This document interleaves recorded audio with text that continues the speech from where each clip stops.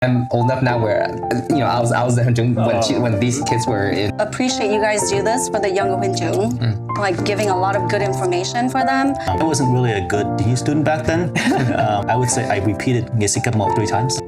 Even as Đoàn Trưởng, I'm learning to see how people work and adapt to that. Before every shift, I always pray to God that He will help me to take the best care of my patients. Yeah. And then at the end of every shift, I thank Him too for letting me be able to provide that care.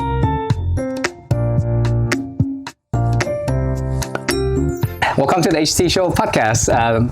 My name is Trung Vinh again. This is Trung Kiên, and today we have Trung Thanh. Thanh. Yes. Next time, introduce yourself. Oh, sorry, I wasn't sure. My name is I'm kidding. Trưởng Thanh. Sorry, so used to saying Trưởng Thanh. Trưởng Thanh. I'm from St. Polycarp, over in Stanton, California. Lên đoàn Nguồn Sống in Tây Nam, formerly known as Miền Tây Nam. And what do you do for a living? I am right into it. No, I'm just asking, just your profession. So my profession, my title is a Board-Certified Behavior Analyst. Wow. All right, let's go. That's why I just want to make sure. Oh, do we cheers? Okay, one, two. We should do it together. So bad at picking this. Cheers. Yeah, we should have told you this is what we normally do before. I did watch a couple of your shows. I should have known. I wasn't. It's okay. Yeah. We should. Someone's watching us. Get in there. We got 2 views. A millennial is watching them. Oh wow, I'm a millennial too. Nice. So you're from SoCal. I mean, Dynam, St. Polycarp. Yes. How big is your down there? It's really big. I would say we are a large medium. Yeah. Yeah, a large medium. We have Philomena was on your Right. show. She's from my dad. I watched her grow up. And when you say large medium, you mean like over 100 to 200, or? Yeah. Okay. Yeah. Because we have the smaller ones, less than 100, and then we're not big like Quito Vua or St. Barbara, which is like 2+. Right. Jealous. I mean, I can say that But- our down is bigger than some SoCal really? now. Well, Really? we're How like much? 108. 108? That's Okay. good. But our Huynh Trưởng ratio to the kids, I think have like 40+ Huynh Trưởng. Wow. Yeah. That's a lot of manpower. Yeah. We do. geez. Retention is really great at St. Polycarp. Woo woo. Woo, woo, woo, woo. If And anyone probably wants to move down. high caliber too. So you guys have the volume and the goodness of Right. it too. Yeah. So We're blessed, yes. now you're here. We're all wondering, why are you here? What are you doing In Seattle, Yeah. Um, If you don't mind sharing that. I got a job offer to move up here, and I'm just vibing it out, see if it works out. Nice. Yeah, new scenery. Yeah. And we've known each other how did we know each other? We don't even know. We don't even know because I visited Seattle last year, and I hit you up to go hang out. For some reason. Yeah. I don't know. I think at training camp, a couple, like like- Thiếu Nhi events, and then outside, whenever anyone visit, we all just hung out. Yeah. Thiếu Nhi's connecting people again. Yeah. I love it. Yeah, it's a great networking for friendship. Speaking and of work. Thiếu Nhi, how long have you been in Thiếu Nhi? Ooh, I know, that's a tough question. I guess You don't, no, I'm going to say it like the SP way. yeah. Born and raised SP. Born in SP, raised in SP. So I started Onyi. I think we started our Đoàn in 1994. I was probably within 1995, 1996. Oh, okay. I remember Onyi, but I was also going Yaoli at the same time for my communion. So it like overlapped. Gotcha. So since then, so over 20 years then. You have over 20 years of Thiếu Nhi experience. Yes, I am pretty old. No, I mean like that. In regards to experience. 30 years. Yeah, even 30, okay. Oh, yeah. I'm you're right. 38. Math is not mathing. Yeah, it's not. I guess it's too much soda. Too much of the sugar is messing with my mind. Yes. But yeah, that's amazing. That's so much experience. And while you were going through Thiếu Nhi, what was your favorite ngang to be in? If you As in recall- like, not teach. not teach? Like Donson, right? Yeah. Donson? Ooh. I know, that's a tough one too, because that's potentially could have been, 20, 30 years ago, right? So, Oni was cute. yeah. Ngan Tia was growing pains. Ngan Nghia was my rebellious stage. Lovely. You guys You seem remember rebellious to me. You seem very rebellious. Free-spirited. Free spirit. That's your word. Yes, that's what we tell our kids. You're not rebellious. You're being so free-spirited right now. And then we had Yu Jung back then too. Right. So do we count Yu Jung as Yeah, a yeah. Ngan? Yeah. My favorite, I think, would be either Ngan Tieu or Yu Jung. feel like Huynh Trưởng was a great transition of, you know, do you want to become a Huynh Trưởng?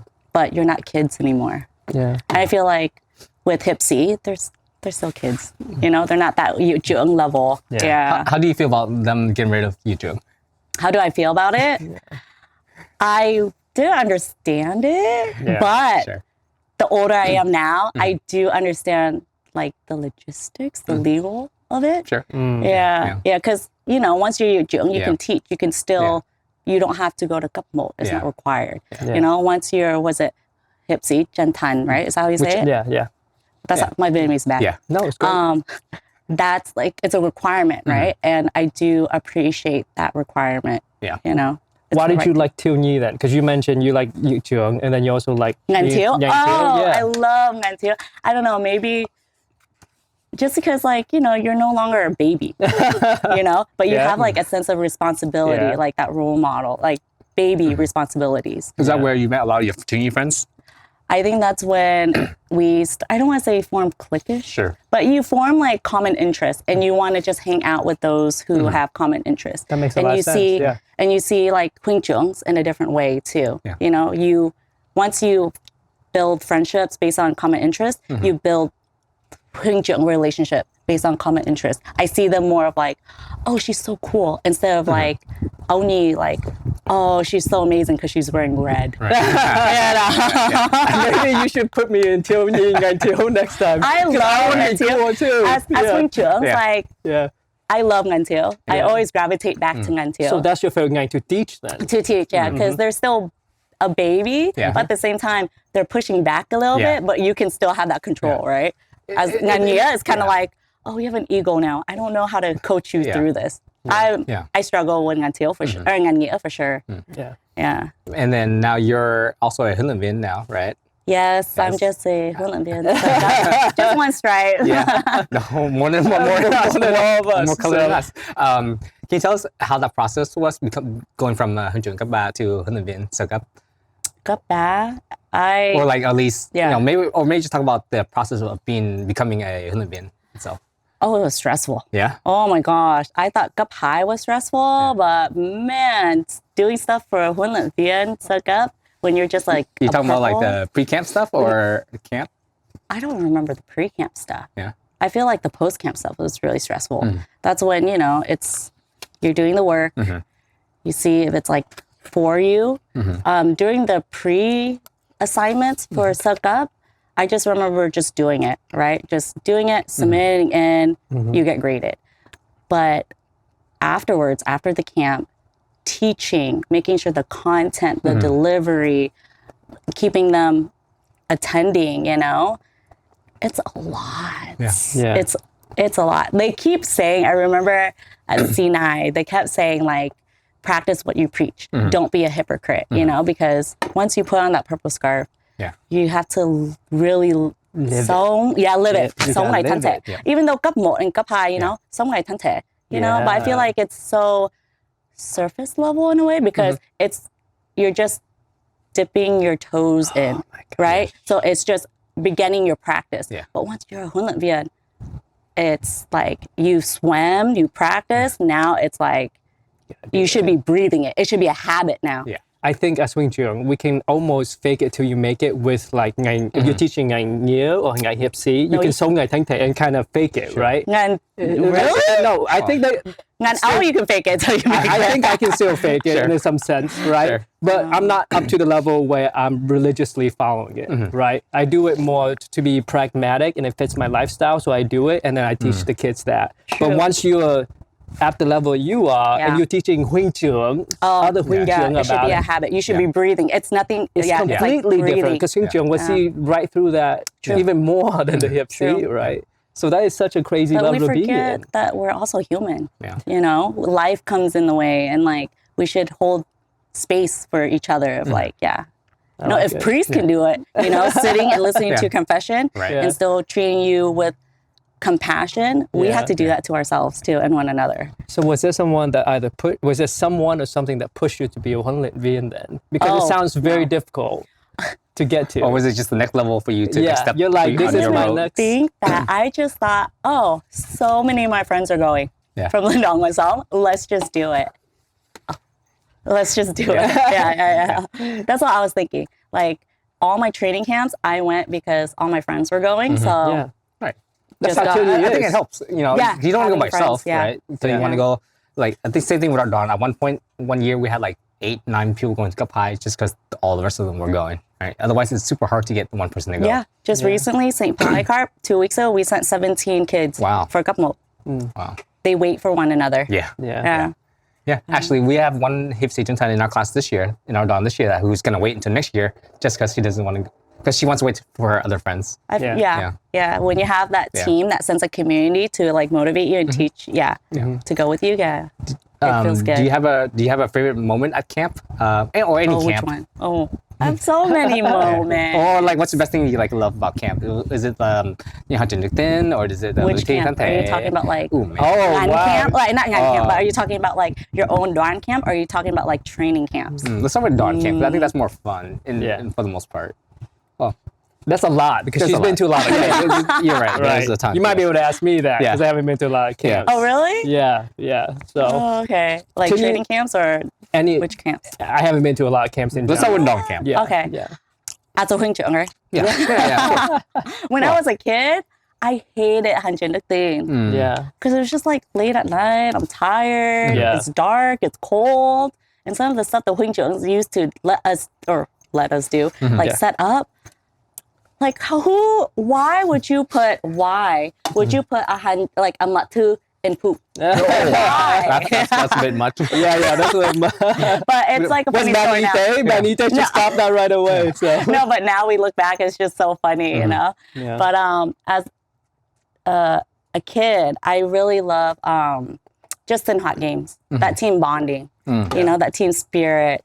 Trying to cheat together or trying to win the right way together. And then as a Huynh Trưởng, I really enjoy Lửa Thiêng. Okay. Oh. Yes, okay. I love the tradition of Lửa Thiêng, the Bible tradition, bringing the Bible to life, the fire, learning about the fire. I don't know the Vietnamese songs, but there's just something about it. The older I get, the more times I do it, I appreciate and love the craftsmanship, the art, the tradition. Yeah. And I'm always surprised too because the last time we did our camp, I assume the kids are bored and tired and they don't want to do this. But there was this one kid who he was completely new to Thiếu Nhi, right? And he took it very seriously and he did everything for his group. I was very proud of him, but it's just the fact that he really enjoyed Lửa Thiêng, and I was taken aback because I assume every kid of that age is going to be like, oh, this is lame, especially if it's something new. But he took it very seriously, and mainly because of his friends in the group. So even as Huynh Trưởng, we take so long to finally enjoy these things. That's why I get taken aback for the kids to enjoy it now. So I'm always taken back and surprised and by they've that. gotten so creative, especially in my Dawn. They've gotten so creative in bringing the Bible to life. And I really, it's amazing how this new generation is doing it. I think in previous years, I always hated when they asked me to watch and grade the Lửa Thiêng skits. You know? I hated sitting there watching, but it wasn't until more recently that I actually did sit down and watch some of it, and it was actually really good. You know, I think maybe this is older I get, the more you know, I think sometimes appreciation you feel for it. You get a little bit busy because you're running around doing stuff. But if you finally get the time to sit down and watch their creativity, it really means something. You know what? Yeah, I was like that too, where I didn't want to be judged and watching it. But now I kind of wish like, oh, someone asked me to be a judge. I want to pay attention fully and enjoy everything you guys do. So I want to ask a final question about Thiếu Nhi before we move to your profession. This is what I normally see, like especially with Huynh Trưởng, who's been in Thiếu Nhi for a long time. I'm always curious on how do they keep being in Huynh Trưởng, like the longevity of being Huynh Trưởng. Oh my God. But like my reasons are very selfish. My reasons are because I have 2 kids and I want to make sure they go and make sure I'm around so that other Huynh Trưởng will treat them nicely because I'm around, right? And also it's a good break for my wife when I bring the 2 kids to Thiếu Nhi. But, you know, I see Vian, I see you, I see... Question, and Kian. Yeah. How long have you been in Thiếu Nhi? Oh, I've been on and off for a while. But total count. I don't remember, 12, 13, 14. Did you start when you're in Onyi too? Yep, start when I was in Onyi. So I stuck around and I took some time off. How old are your kids now? They are 5 and 7. Oh, so they just started. Yeah, the 7-year-old has been there. Well, just started officially, but Yeah. every time when I was a Huynh Trưởng, I would always bring, I was Your always kids. bring the kids while I teach, right? Yeah, So the they're used to- Ota, the babies. yeah. So they might not wear khăn, but they'll Yeah. be with me the whole time. Oh, right? okay. And I think that kind of gave both of them, the confidence to just be themselves around people wearing scarves and things like that. So to me, like I mentioned, it really benefits my wife because then she has time to herself while we bring the kids out, right? And at the end of the day, I find that finding kids to friends for your kids is actually very difficult because you need to not just look at that kid and be like, hey, that's a good kid, hang out. But you also need to know their parents too, right? Yeah. And a good way to kind of know that is to be a Huynh Trưởng and to teach the kids and know the parents and that kind of stuff. So to me, it's very selfish to stay in Thiếu Nhi, right? Of course, I think I'm above average. Yeah, he's all right. Not bad. I think I'm above average Huynh Trưởng, right? I get stuff done, but in general, it's a very selfish thing that I do. No, I feel like your presence, even though you're retired, you have kids, like just you showing up makes the other younger Huynh Trưởng, the new generation, like, oh wow, that's the founding father right there. That's the mentor right there. That's the good example. That's the old man right there. No, but like they see your presence as like, oh, I can live up to that. I need to do what he is doing as a role model, right? Yeah. Like you may be just hanging out, watching your kids, but once you're in that uniform and you're there at Sinh Hoa, they're just like, oh, I remember when he was a Huynh Trưởng. He did all this. He showed up. I need to show up. I need to present myself a certain way too. Can you clip that, please? I want to save that and send it to all my Huynh Trưởng. But luckily, he's not retired yet. He's still teaching, actually. Oh, He's you're still active. teaching. I'm active. You're part-time? He's active. Oh, He's full-time. you're full-time. Yeah, Wow. that's awesome. And actually, we picked him up from St. Louis. He's not You're not around from here? Yeah, I'm not from here. So Oh. I'm waiting for my wife. So you were in TNT in St. Louis. Yeah. Well, again, I was taking a break from it because Fair enough, I took a job that was very far away from my dad. So I couldn't really actively participate. In St. Louis? Yeah, in St. Louis. So I was out for like 3 years. So on and off. That's why, long story short, I'm still cấp một because I was cấp một back then. Oh, no. Yeah. You gotta... And then we kept moving around and stuff like that. And then I got married and moved over here. I had kids. So there was no time or reason to go up to Cấp Hai. So are you going to go Cấp Hai anytime I'll be soon? honest, there's no... If I will only, at this point in my life, I will only do things where I can bring my kids with me, well, in regards to Thiếu Nhi. So if I go to camp, if I can bring my kids with me, then I will go to that camp. So one day when they go to Cấp một camp, you are going to Chata or something. No, he's going to go Cấp Hai. It's going to be a combo camp. Cấp một and Cấp Hai together. We do it all the time here. I will be the oldest Cấp Hai possible. But it's just, and I probably can go without, but every time I talk to my wife, she's like, why are you still... Is she involved in TNT? No, she's not. She doesn't know TNT at all. Oh, she was. Oh, so But she knows. She's familiar, Yeah, but she, it's also something, so I'm not blaming on my wife, but it's also something I believe in too, that my focus should be on my kids. Yeah, you're so man.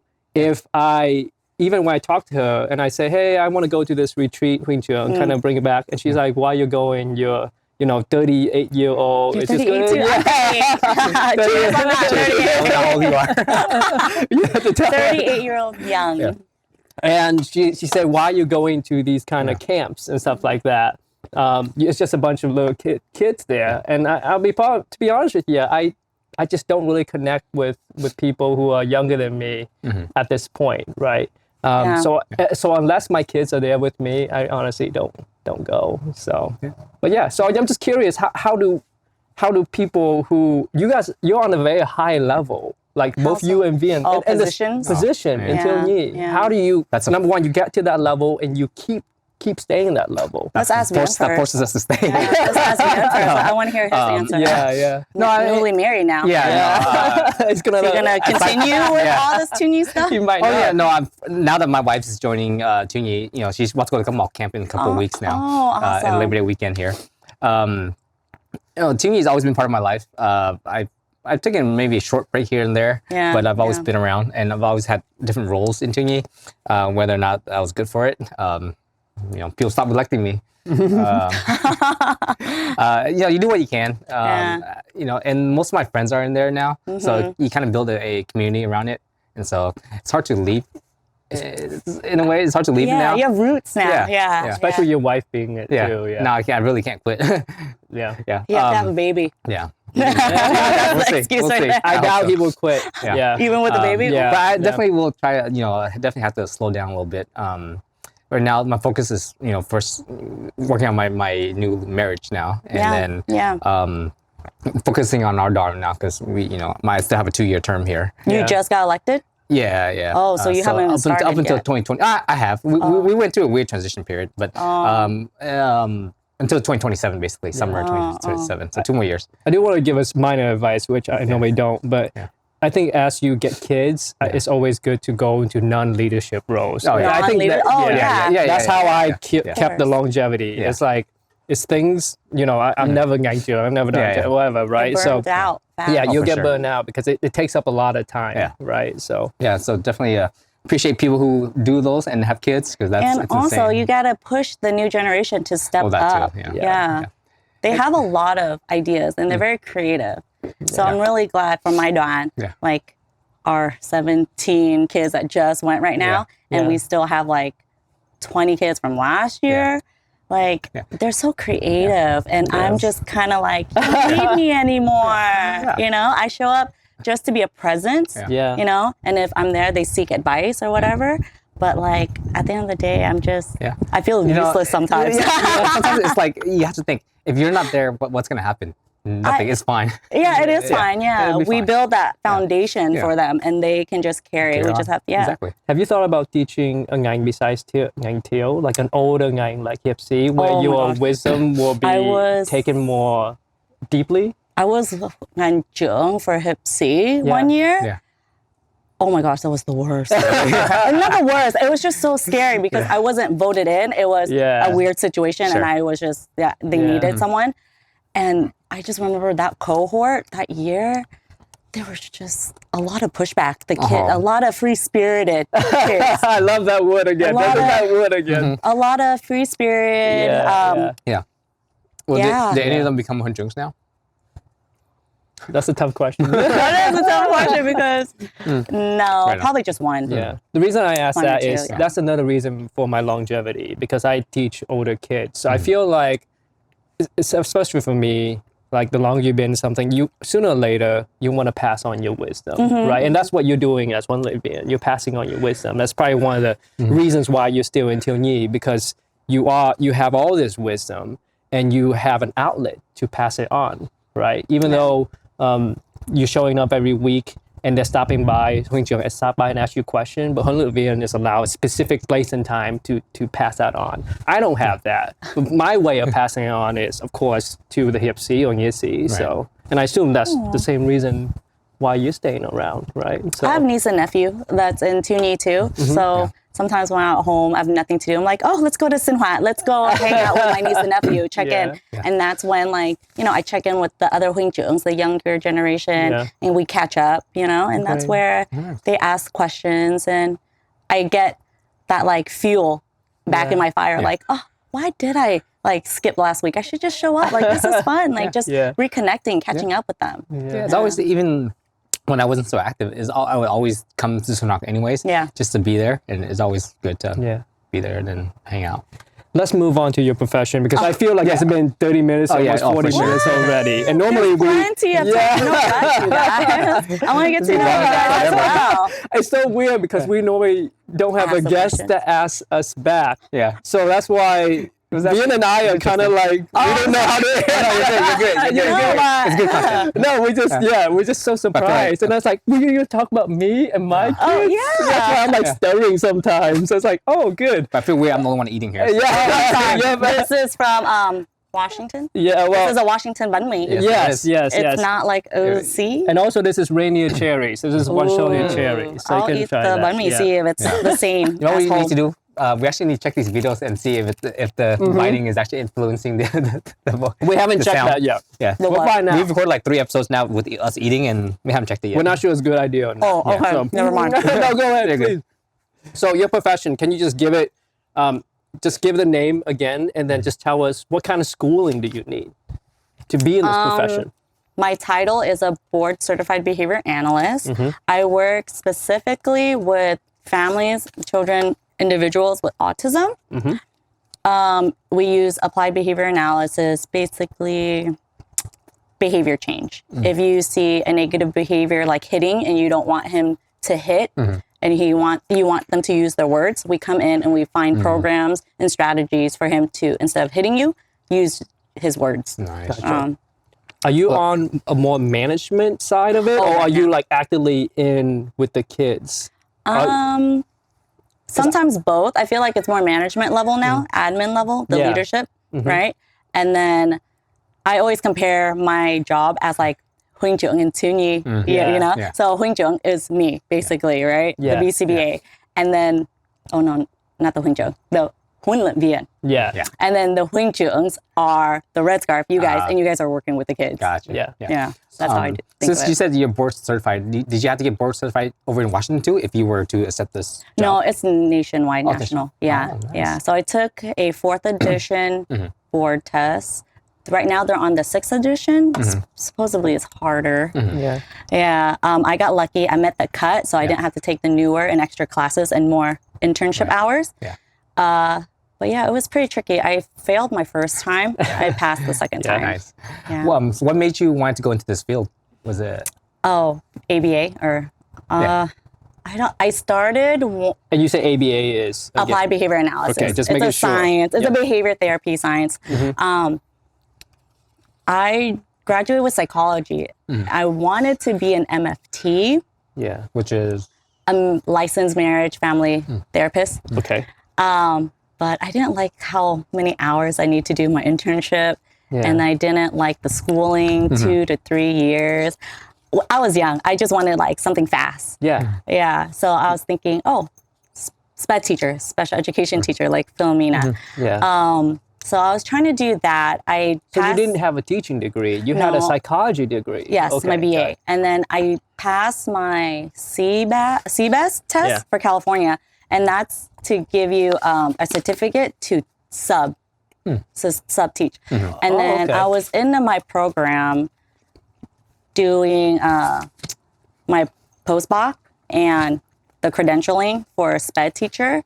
But then when I was taking the other test for my CSET, I couldn't pass the math portion because I was doing. What's the there's- CSET? Sorry. I forgot. acronyms. Yeah, I forgot what the CSET stands for. Yeah. But you either take a specific test to get your teaching degree, right? So there's 2 types of CSET.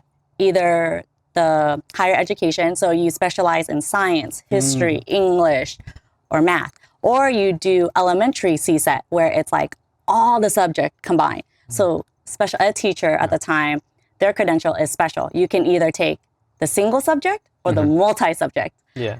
I thought the multi-subject was overwhelming because you have to learn so many subjects. Yeah. So I was like, I'm okay in math. Let's just study math. Yeah. So it was a you failed 3-part. Yeah. So it was a 3-part test. I failed the second one, Yeah. and I failed it like 3 times. I got discouraged. Yeah. But because I had my master's in special education, I just did 6 courses on my BCBA certificate Yeah.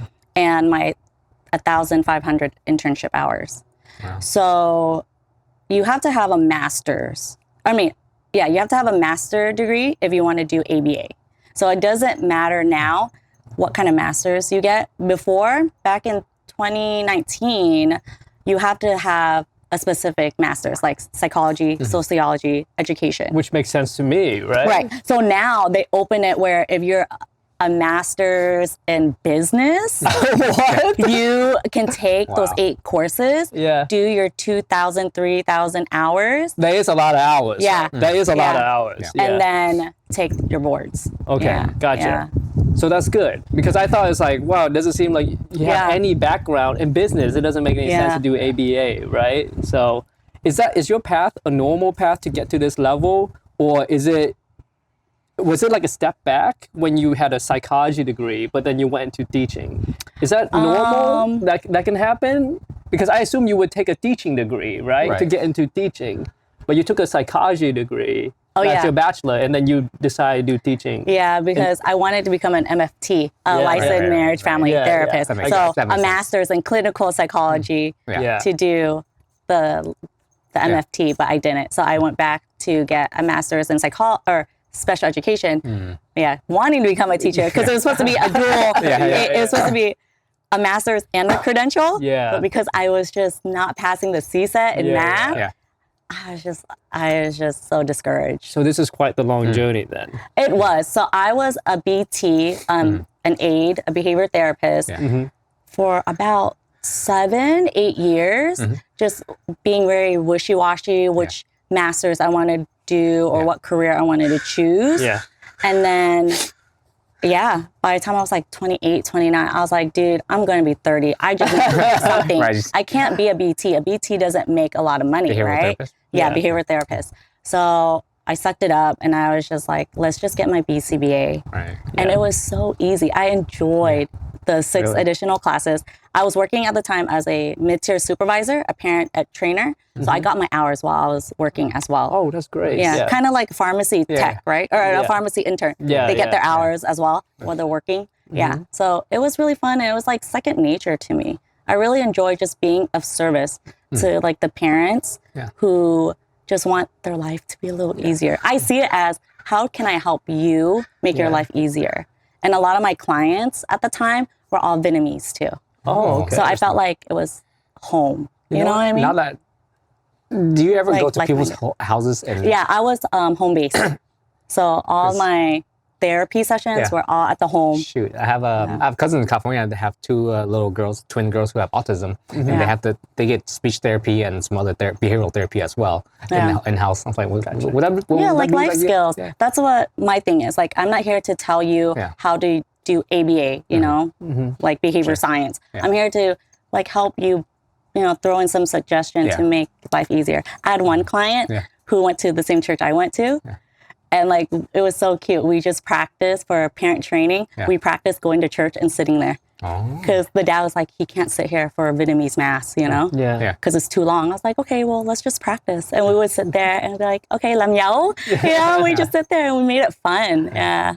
So I know you mentioned that you're kind of management right now. So you might not be able to do these kind of stuff anymore. Yeah. I assume. I was looking, same mindset of questions here, but I was looking through your LinkedIn and you had a plethora. That's how we Dude, start no all wonder our- I've been seeing emails, 14 searches, 20 searches this week. I was like, all us. searching on me. There was a plethora of jobs, some of them working for, the school district, Yeah. some of them working inside of a clinic. So Yeah. I assume that at one point you were working hands-on, one-on-one, and then you became more admin, that kind of stuff. Yeah.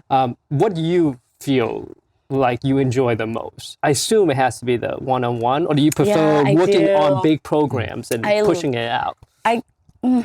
I love the mid-tier, I guess, where it's that master level where you've grown out of being the hands-on, where Yeah. you're doing the labor, but you're thinking of programs and you're trying to mold the BTs. So basically, the Huynh Trưởng, right? Yeah. The red scarf, the cup high, the cup mold, where they're like, okay, you're new, let's mold you. Yeah. Yeah, so you enjoy that more. Which is Yeah. the position that you're currently in and looking for and things like that? I'm a BCBA, so I'm more admin, clinical manager, where I make sure the mid-tier supervisors are doing their jobs. And I'm reading the program, and it's like, the right ABA stuff, the ethical stuff. It almost sounds like you being a hooligan, being, and working on those hunters, helping them teach the kids too. Yeah. Same thing in Thiếu Nhi, same thing in life. Yeah, it's enjoyable. Like, it's just being there, being of service, helping the future generation be better humans. Yeah. Just like our Huynh Trưởng model, right? So Be right good now, Christians. you're working as just making sure the programs are already set in place, Yeah. making sure that they are doing things correctly, Yeah. and looking over And the what they're data, doing. why it's Gotcha.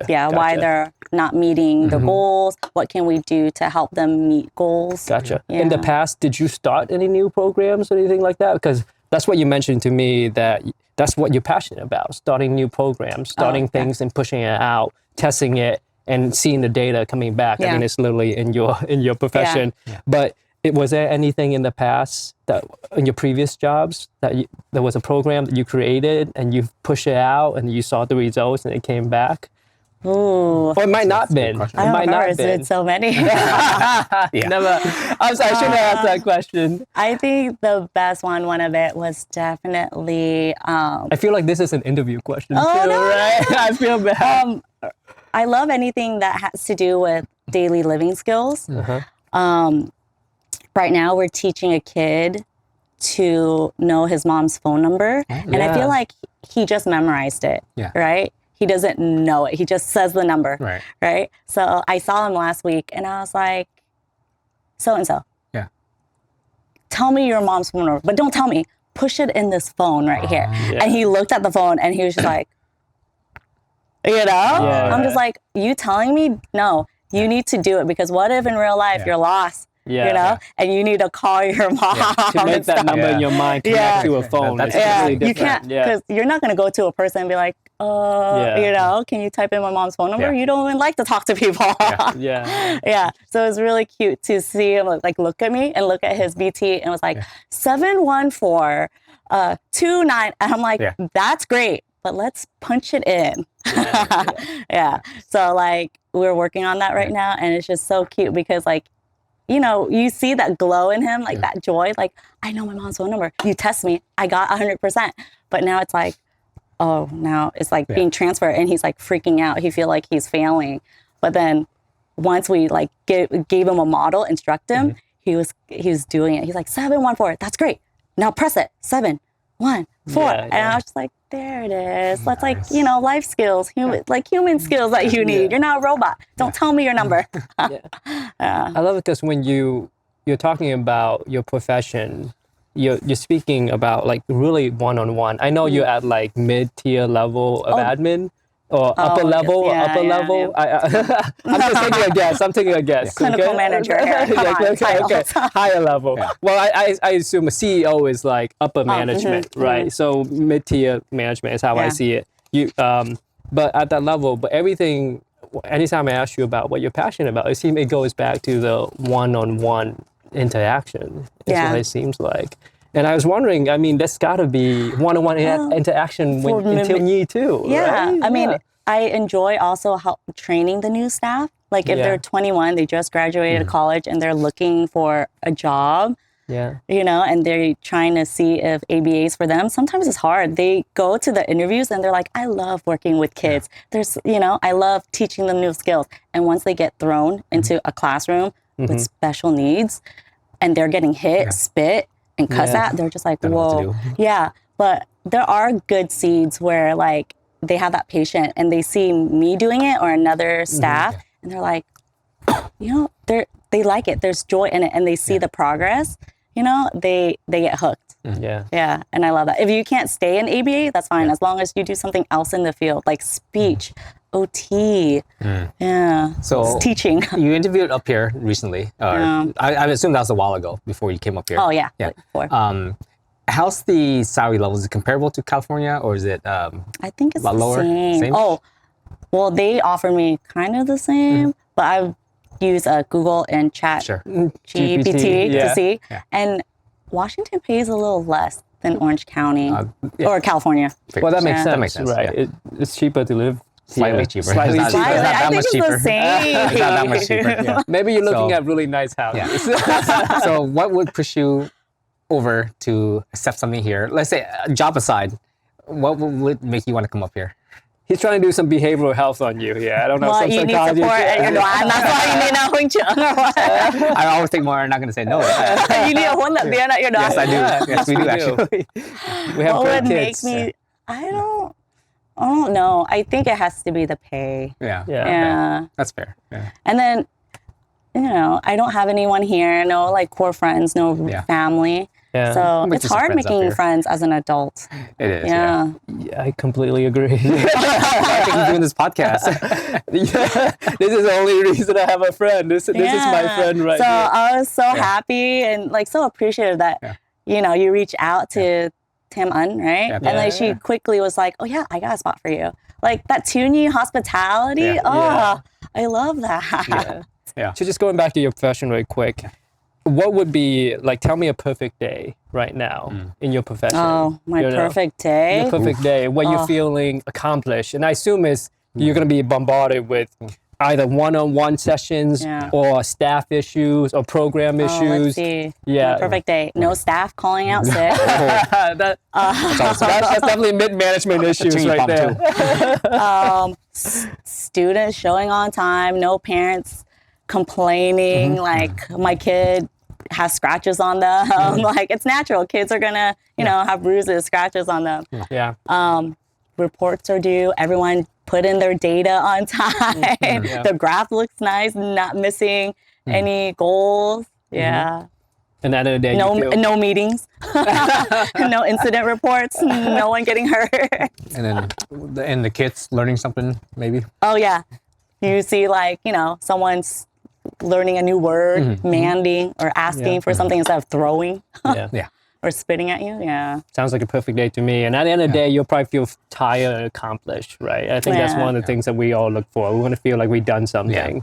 And I love that you keep mentioning the hands-on, one-on-one. And that probably gives you the most, I know looking at data is amazing, right? Oh, I love looking at data now. I think it's just the older I get. Oh, really? I don't mind like subbing for someone that's out, but I don't think I have the energy to work with a kiddo 5 days a week. Yeah. Hands on like that. So you want a taste of it. I just want a taste of one-on-one, but not always. Taste, but like a reminder to appreciate where I came from and appreciate the staff and understand why they're calling out. Yes, you want to teach Thiếu Nhi a little bit, but sometimes you want to move beyond that. I feel that a lot in Thiếu Nhi too, especially as people move up to be at Jung level or Lindon level. They kind of almost forget what it's like to be at the dorm level and see what we face with every Sunday, every Synhawk session. This is what we have to do. We have to teach. We have to deal with parents. Sometimes it feels like they're, well, maybe I shouldn't say. I'll stop there. I'll stop there. Actually. And that's connected, right? Yeah. And I'll be honest with you. What you're saying is very, I don't want to say generic, but very commonplace, right? In regards to Thiếu Nhi or any kind of. Once you higher up, once you move to once you go to mid management, and definitely once you get to upper management, it's very tough to connect to the people. On the bottom, right? And you can't because you can't as a CEO you can't go to one-on-one. You don't have that much time to go on one-on-one and seeing what's happening, right? You depend on your mid management to spread it out. So very commonplace. I also want to ask, because I have 2 kids and I teach them, and they're not special need kids or anything like that. This is one of the reasons maybe we shouldn't have to, right? Even though I know I don't need to. Maybe you need to buy that. Right. Our editor needs to come by. He needs to do this every now and then. It just flies out. I have 2 kids and they're not special need anything. But I assume you've been doing this for such a, you have so much experience in this that you probably have some advice you can give me on how to be patient as a parent, because I'm pretty sure when you go to a house. It's so different. No, a parent patient is different than a BCBA or a random adult patient who doesn't have kids. You can't. I can't give you answers. No, really? Because I assume that when you go into a house, you're teaching parents how to be patient with these special need kids, right? You also, it's not just the kid you're teaching, but also I work more with the parents. Yeah. But that's where it gets tricky, because I don't want to come in like, I have a certificate, I have a license, you listen to what I do. At the end of the day, you're the parent, you're gonna be with your child 25 hours, 8 days a week, So who am I supposed to like come in and like step on your toes? I can only support you in so many ways. And that's, dissect like, okay, why are they screaming at you? Why are they hitting you? Let's dissect that and let's see how it can work with your parenting style. Oh, okay. Interesting. You need one-on-one? You can stop by my house after I'm not this. going to sit there showing you data like, okay, this is exactly what you need to do. That's true. No, I can't do that. And that's very wise of you to say too, because I think there's a lot of parenting tips that you see on social media. Oh, yeah. And then sometimes my wife would send it to me, I would send it to my wife. And then both of us are kind of in the stage where we are who we are now, and we have our own parenting style. Even though we see these clips, some of them doesn't really relate to our style, right? So I'll still watch it, because if my wife's going to send me some parenting stuff, I'll watch it, vice versa, because you don't want to be rude and start an argument, right? But at the end of the day, we both know that we are set in our ways in regards to parent style. I think one of the biggest things for me in regards to parenting is it's easier. It's harder in some ways, but easier to not tell them what to do, but just live the way you want them to be, right? So if I want them to be a good whatever, right? If I want them to exactly, if I want them to exercise, then I want them to do it. I have to do it. If I want them to eat healthy, I have to do it, right? So that's a very simple concept, right? Sounds like a Huynh Trưởng concept. Be the role model or be an example. Be an example, right? And that works with everything. It's so simple, but it's so hard to do because, you know, who wants to go to sleep on time, right? Get enough sleep. Who wants to eat the right food? Who wants to exercise every day, right? And you have to do it in a way so that your kids can see it too. And I find that parenting style is probably, to me, one of the best parenting style because I don't want to spend the whole time telling them what to do and then living something different because it's very tough for them to trust what you say when you don't do it yourself. So. Sounds like a Huynh Trưởng answer right there too. And I'm just great parenting. Right? That's advice. and I'm only a couple, okay? Take that. I think you're ready for judge. I am. We should find a place for you. No. It would be a dream. I remember I told my wife I would tear up the first day when my kids become an Onyi, right? Because I would, and it did happen. I didn't really tear up.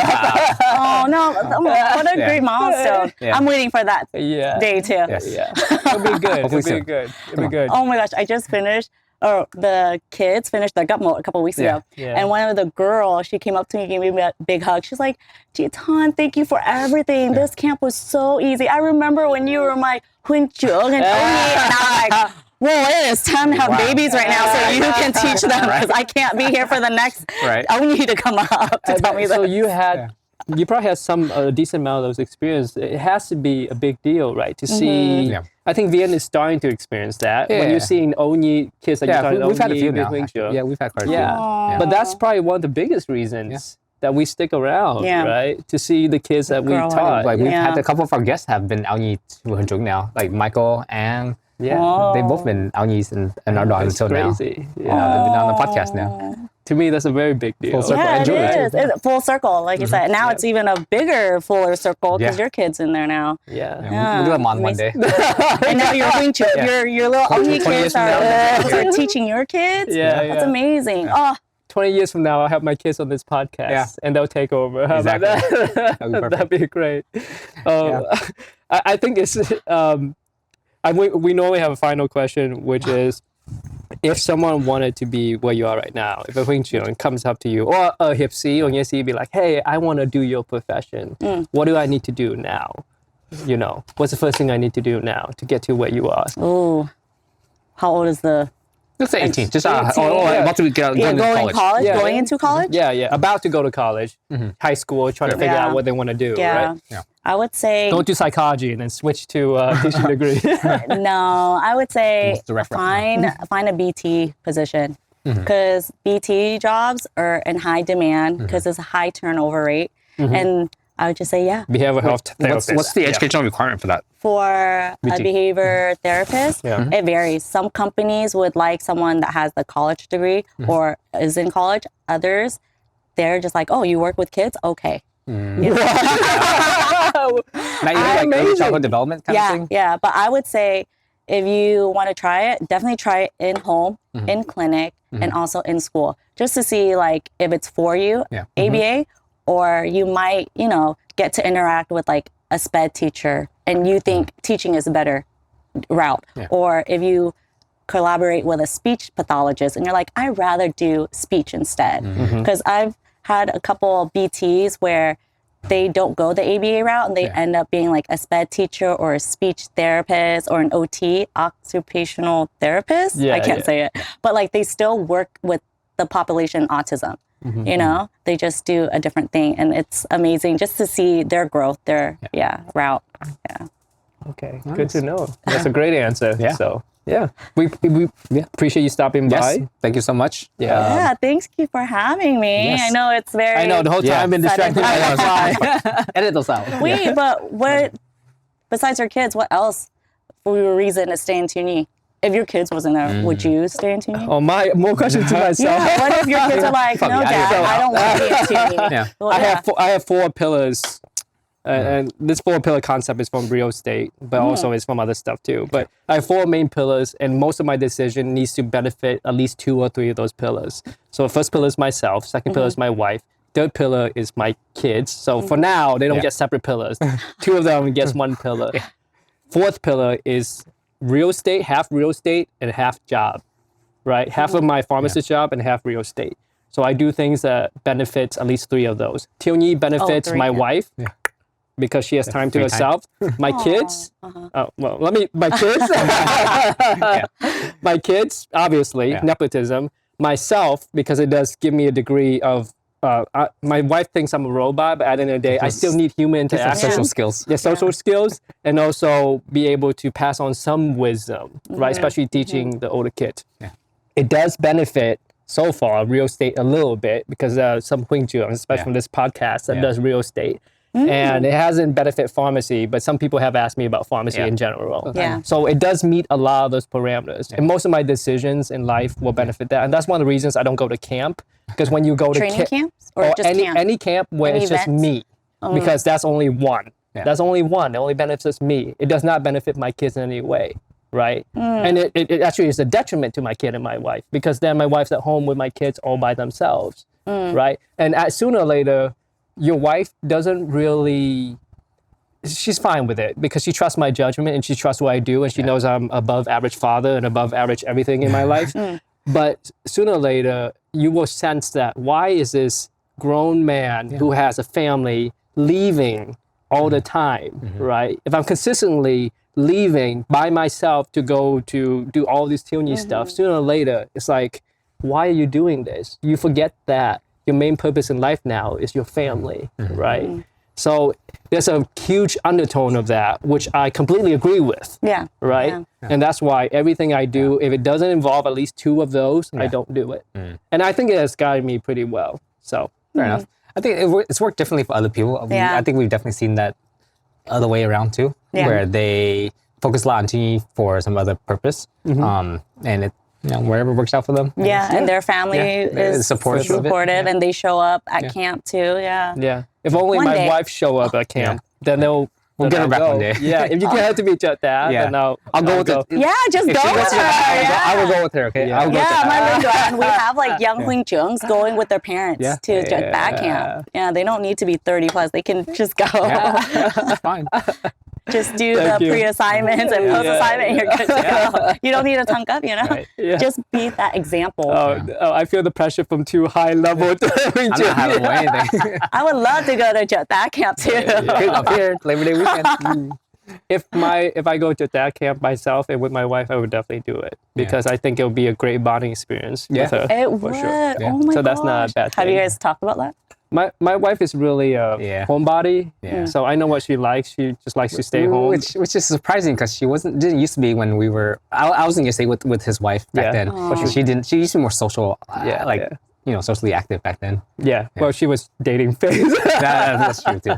Once you're married, it's like, what's the point of going out? Oh, and now you're married, and your wife is in TNT now. That's different. Congrats! So everything you do is going to benefit you and your wife because your wife will be there with you. Yeah. So part of me is always she's learning about her faith too, her new faith. Yeah, luckily she supports me a great deal. Being in Nanjing and being in TNT still, so it's good. I think most couples, it seems like you see a decent amount of Thiếu Nhi couples, right? And every time I see that, part of me, I'm not very jealous because I love my life the way it is, but I'm like, I wonder what it would be like if my wife is a Huynh Trưởng too. Because both of us will go on Sundays. The kids will be there. They'll see both of their parents wearing this, and they'll be such integrated into the culture, right? Versus just, that's what dad does, Mom's just at home. Mom's at home, right? Yeah. And she always wanted to say she's at home cleaning. She's just not sitting around doing nothing. I want to make sure I preface that because she'll yell at me if I don't say that. She's catching up on cleaning because someone's not cleaning. That's right. Going out all the time. Because I'm out all the time. You're right. Eating food and stuff like that. Thank you. I'm actually still recording on that. Thank you. Subscribe and like. Thank you. Thank you so much. Thank you for having me.